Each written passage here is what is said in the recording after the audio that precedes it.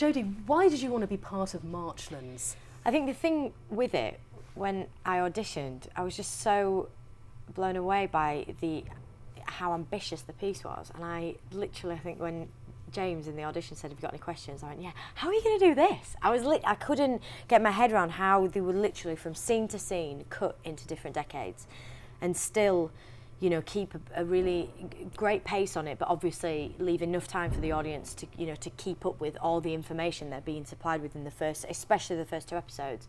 So I just thought it's really brave and it's really different in that sense to anything else I'd read at that time.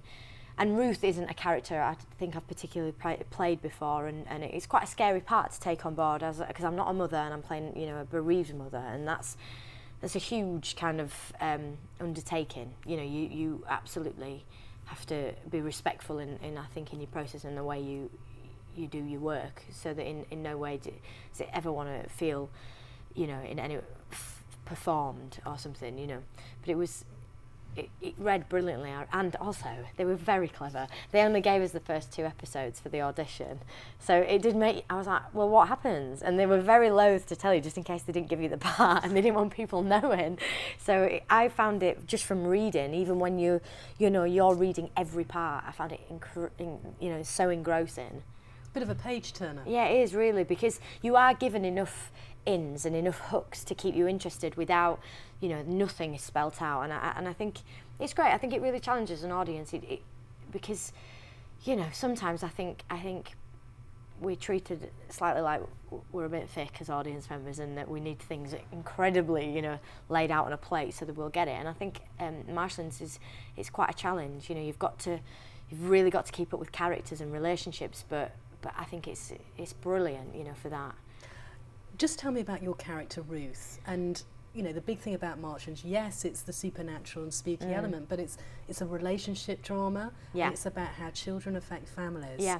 So tell me about your character in relation to that. Well, my character, before the story starts, 6 months previously, loses her 8-year-old daughter in a, as far as I'm concerned, a suspicious drowning incident. And but we live in a kind of traditional environment in the 60s, that we live with my in-laws and my husband, who's their son, and it's a very claustrophobic environment because my character is absolutely in a completely different grieving place than the rest of the family, and I feel in a way that my character feels that they've slightly dealt with it, but it's not the case. They're just trying to get on with life and not forget, but just to try and get up and go to work, whereas it's as if Ruth has hit the groove in the CD and like it literally is hitting a wall, and you know, on repeat the whole time.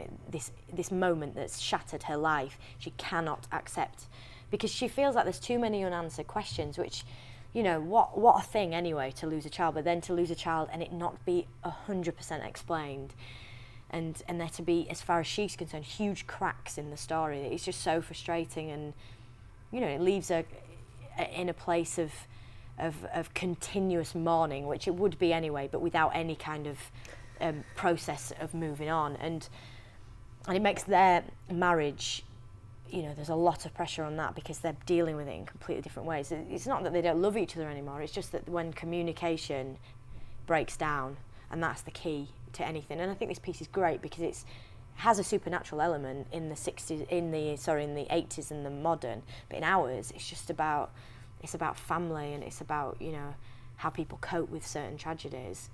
So then when we saw it, and then there's the whole, like, you know, supernatural element, you forget, because we weren't in that world when we were filming, and that's very much part of the 80s and the modern storyline. So I think it's so interesting because it completely crosses time and also has so many different elements that make it the 5-part drama. Anne Reid is playing the older Ruth. Yeah. Did you get together about mannerisms? Yeah, absolutely, we did, because it was much harder for Anne than it was for me, because I did the first 2.5 weeks of filming, so I essentially set in stone what we were going to do.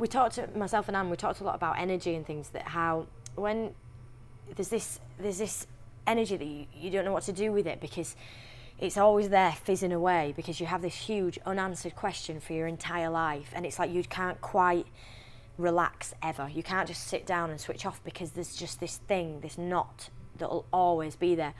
And because there's such a huge ... to to the story as well. We don't have any conclusive information.